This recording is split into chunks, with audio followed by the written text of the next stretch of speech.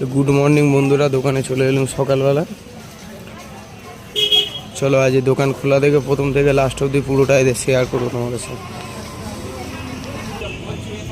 চলো জয় বাবা বিশ্বকর্মার নাম করে তালাটা খুলে নি।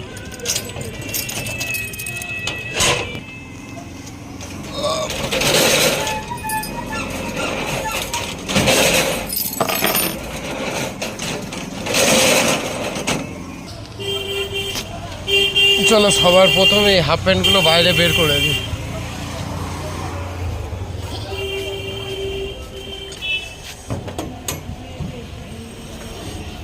এখন চলে এসেছে সকালবেলা দোকানে, পুরো এই দাদা নিতে চলে এসেছে ফুটবল।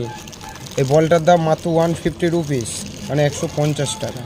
তা বলটা দেখিয়ে দিই। এটা পাম্প দিলে গোল হয়ে ফুলে যাবে, ঠিক ওই বলটার মতো। ঠিক এই বলটা। আর